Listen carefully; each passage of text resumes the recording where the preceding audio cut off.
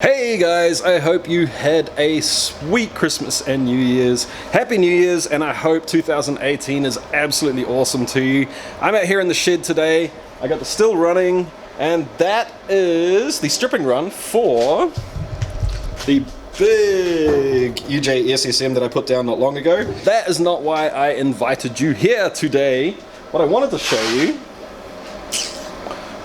is this. This is the bastard whiskey wash that I put aside with the hopes of having it age for about 3 months and being able to have something quite tasty to drink in that amount of time. Remember, there's the other bit over there that I'm going to keep for like a year without touching it. But let's go have a taste, eh? See how it's doing.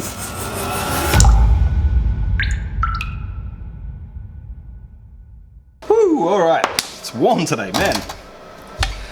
This has been sitting here for pretty much 3 months. It was put into this jar on the 5th of October at 60% with some charred oak, some French oak with a medium toast, some already used UJ SSM oak, and a small little piece of oak that's been soaked in sherry as well.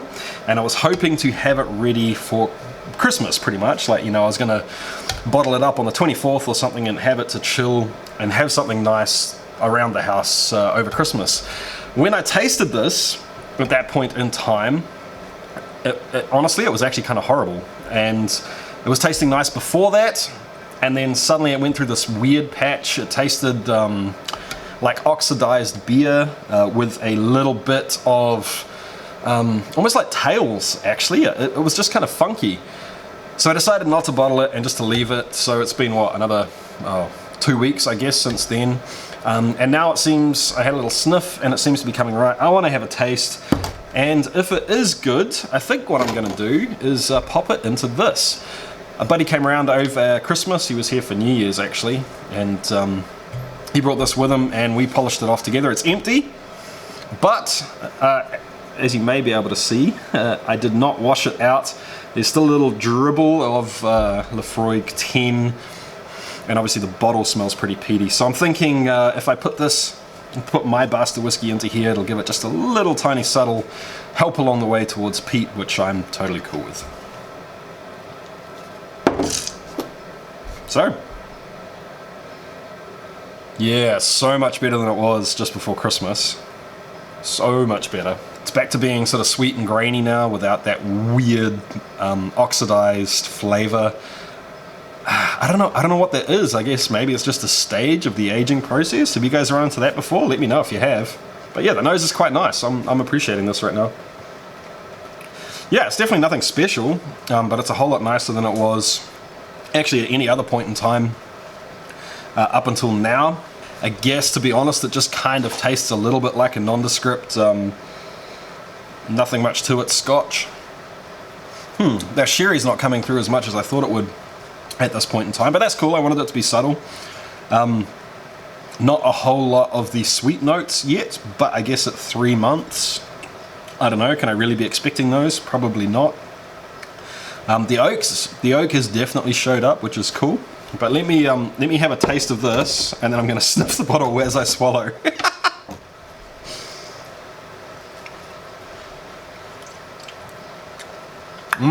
Yeah, okay. Yeah, I like that. I definitely like a little bit of peat. So I think it's good to go. I think I'm going to do that right now, actually. But before I do, I wanted to give a little bit of an update for the channel. There's probably a fair few of you out there that know kind of what's going on and know what's coming up for me in the future, but I figured I wanted to put it out there for everyone to know.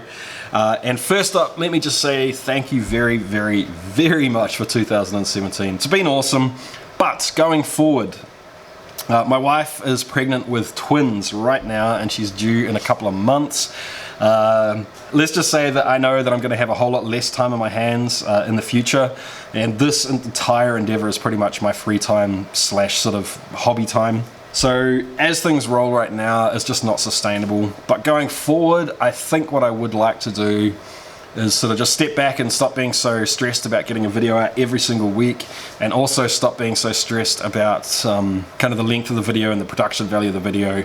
Just keep something rolling over for you guys that are enjoying it, for you guys that have been around for ages. I really appreciate it. So maybe a few more videos coming in the future, like the ones that I've done recently. Anyway, I want to get some of this into that bottle, get it proofed down to right around 40%, and then have a taste of it after it comes back out of the PT bottle. Here we go, guys. So I am making 700 ml up here.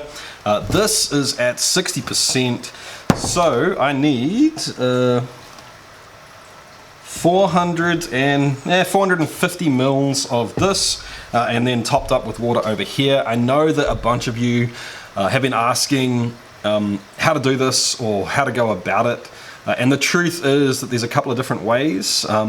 I will do a video on it shortly, I promise. Anyway, right now I need 450 mils. And yes, I realize how inaccurate this beaker is. You know what? I'm not even gonna filter this. I don't think it really needs it, eh? And sorry, it was 470 mils of the booze, and I need 230 mils of water. And if you take a look at that bottle, it's only filled to here, which may give you a little bit of a hint why this method of proofing kind of sucks, but anyway, more on that in the next video. This is all mixed up now. I'm going to let it kind of homogenize, I guess, for a few minutes before I try it.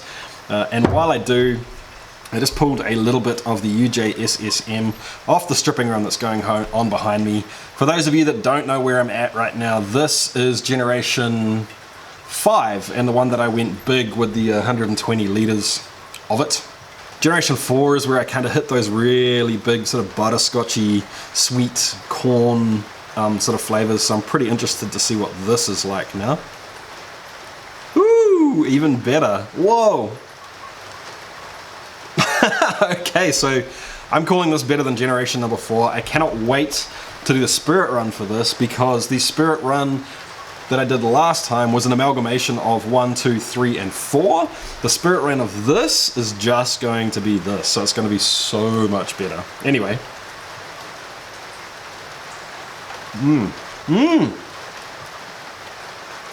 God damn, that's really smooth, and it's just a spirit run. Wow. Alright. Anywho, let me rinse my mouth out. Alright guys, cheers. And you know what? I think I've decided on a little bit of a new tradition. So,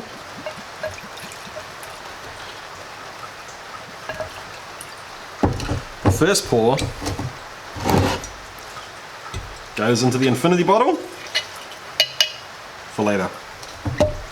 And one for me. Just a little bit, because it's not time to be drinking here yet. So I can smell the peat in the bottle still, but I can't smell the peat so much in the glass now. Wonder if I can taste it. I can just taste it.